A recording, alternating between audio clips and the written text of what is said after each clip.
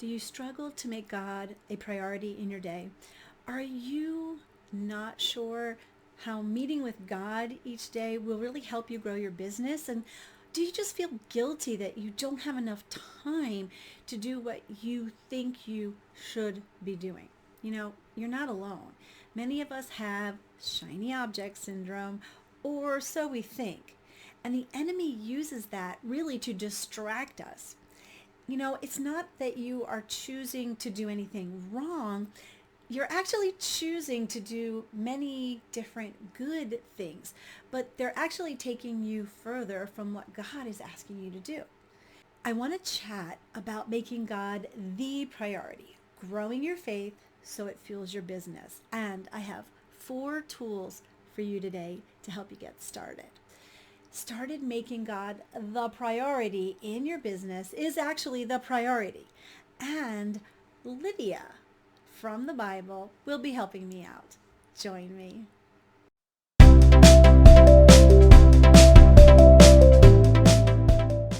Hey there, this is DeneenTB, your Christian business growth strategist and clarity coach.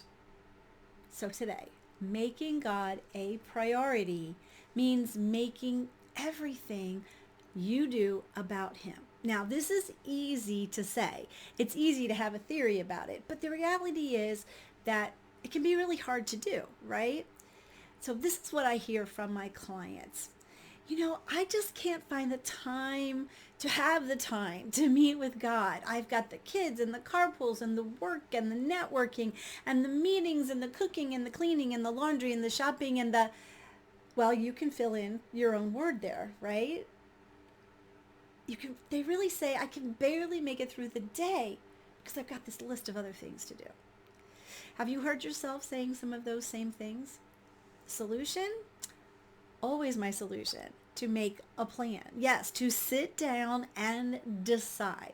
Choose to really carve out the pieces of your day that you really can dedicate to making God a priority, the priority, especially for your business. So we're going to go through the 4 things today, and then I'll finish up by adding Lydia and how she exemplifies doing these 4 things. Okay?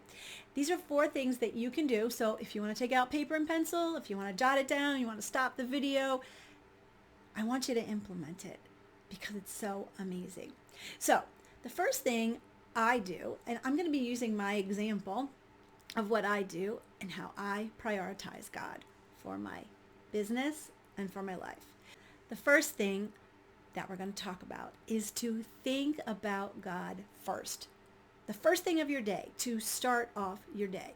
When the alarm goes off, when those kids jump on your bed, or when the sun just floods into your bedroom, what do you reach for? What do we all reach for? I already looked at it. We reach for our phones, right? Well, instead of checking Facebook or Instagram or Clubhouse or Twitter, go to your favorite Bible app and read the verse of the day. Read the short devotional that it may have with it. This could be something that your church produces, or as I use, my YouVersion app. Put your mind on God before you even get out of bed. I have this little competition with myself for my YouVersion app. I am now at 1,298 consecutive days. I'm not saying that to guilt you, but that's where I'm at. It's a competition with myself. That's what I do. Also, before I get out of bed, and I encourage you to do this, is that I say 3 things to God that I'm thankful for in my life. And I also say a prayer for the day.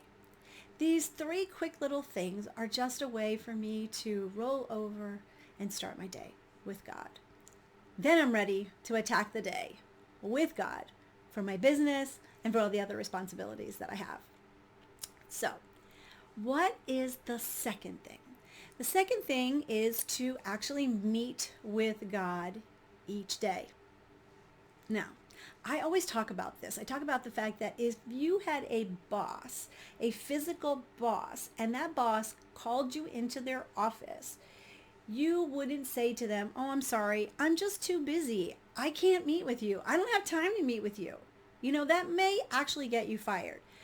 And as a Christian entrepreneur, we know that God is our boss. So we cannot neglect this daily meeting. Now, I want you to think about it this way. It's not really about how much time you spend with him.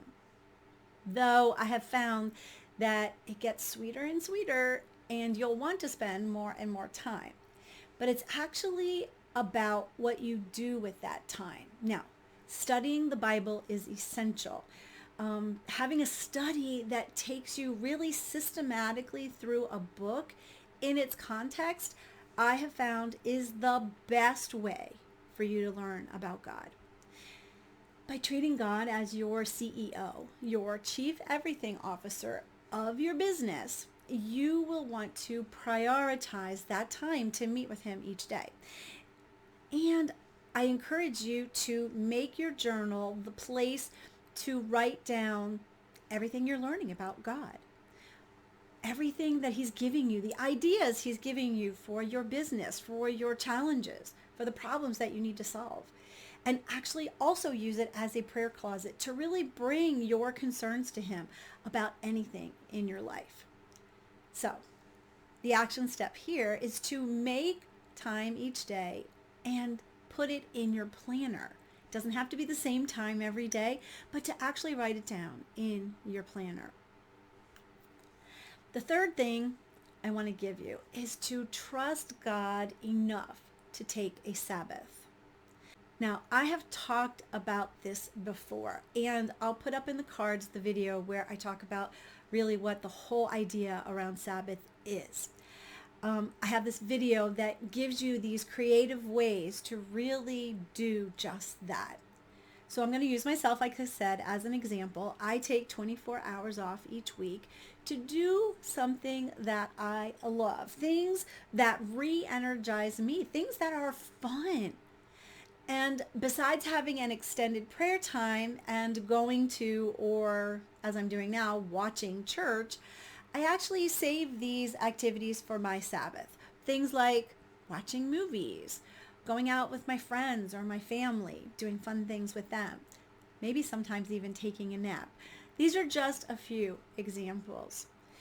I actually shut off my computer for that 24 hours. And I don't even check my messages on my phone that are related to my business. For me, it's like I'm surrendering. It is a surrender of my business to God.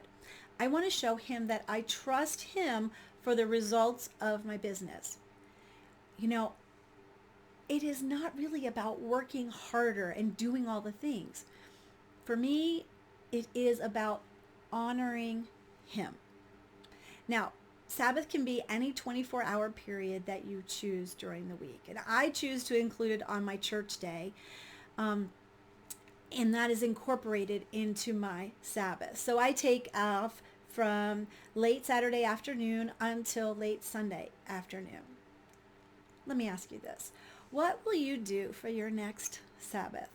I would love for you to let me know down in the comments. Write out the activity that you're going to do, something that you totally enjoy, that will totally refresh you.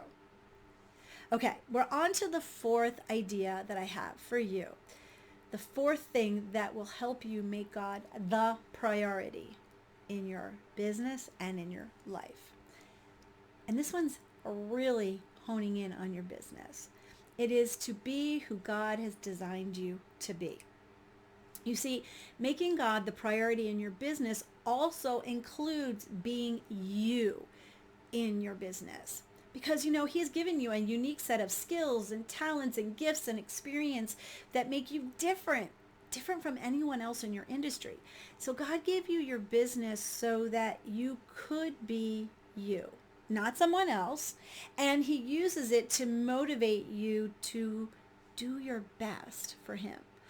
Only you have the solution that your ideal clients are looking for. So trying to copy someone else, well, actually, it will only frustrate you. God gave you the personality you have to first connect with him, right? Through your Bible study and through your prayer. And then he uses it to give you the exact equipping that you need to do what he's asking you to do through your business. Now, how can you know if you are working in God's design? Well, go and look at your last social media postings about your business. Yeah, go look at them, really. Do they read like an ad, something that you've learned how to do, or do they tell your story? In my coaching, we call this valuable content.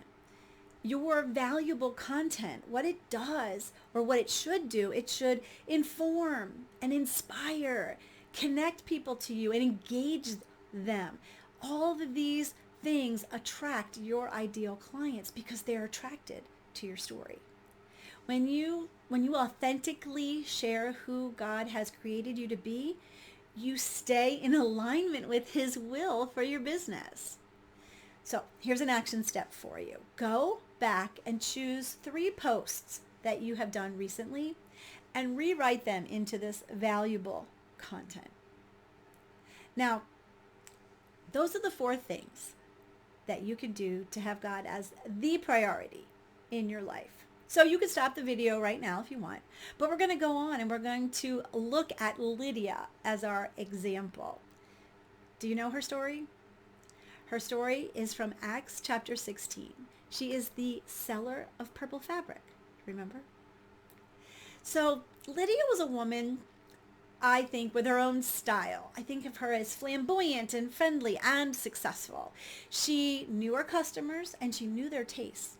She was what I call the go-to woman for the finest clothes. Lydia was the, what should we say, the fashion mogul of her town. And I'm sure that she dressed the part. Her business is really lucrative in the ancient world. The cloth that she created was actually worth its weight in silver. So Lydia enjoyed a very luxurious life, just like the fabric that she sold. You know, purple is the color of royalty and everyone wanted it. She was in high demand and everyone, I'm sure, knew who she was in her marketplace. She actually branded herself pretty well. Bet she had a logo and I bet you it was purple. What I love about Lydia is that we never see her apologize for doing well in business and having wealth. She owned her home. She had servants. She made all the decisions for her household.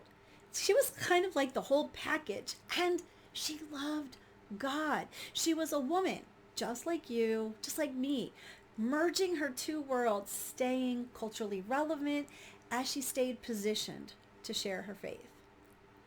Let me know down in the comments, what do you remember about Lydia's story? What have you studied about Lydia? Let me know down in the comments what you remember and if I've given you a new perspective on her as we're going through. You know, we can see that Lydia approached her work with enthusiasm.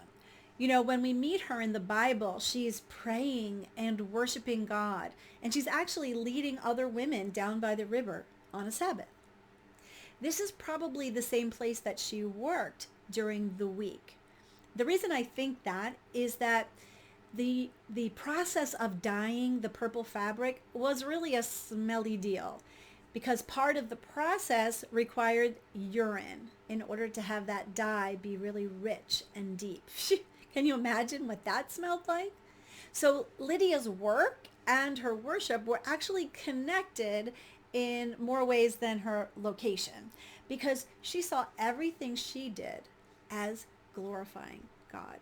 Lydia was motivated by her love of God and made him the priority. She was also a very generous woman, and this was shown by the fact that in the story in Acts 16, she opens up her home to Paul and Silas, which were the reason that she was introduced to Jesus. And then this home of hers was where the actual church of Philippi began. She uses her influence as well to invite people to also know Jesus. Her own unique combination of these strong leadership skills and business abilities, along with her spiritual gifts. And I believe that some of her spiritual gifts were probably worship, service, hospitality, and generosity. It really gave Lydia an influence in her marketplace. as a charismatic, successful woman, she really set an example that is worth us following. Okay, well, we might not all be as exciting or sociable or that purple wearing Lydia, but you and I are exactly who we need to be. You know, I'm glad that we're not all made from the same fabric, so to speak. So, do you want to really dive into more of what Lydia can teach us about growing your faith to fuel your business? In the Women of the Bible Professional Development series that I have, you will see Lydia's course. Lydia's course is entitled Find and Connect to Your Ideal Clients. And I will have that down in the description for you so you can click on it. There are others there as well, but Lydia's is especially for you today. You can start today to prioritize God, just like Lydia, through putting your first thoughts of the day on Him, meeting daily with your CEO, planning a Sabbath each week, and then learning to be your authentic self so that you can attract your ideal clients by getting Lydia's Women in the Bible course.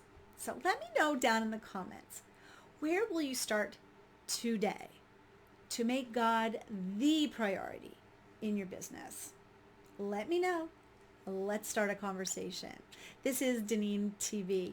Make sure to like this video. Do put something in the comments. Subscribe, ring the bell, all those wonderful things. Have a great rest of your day. And as always, be filled to overflowing.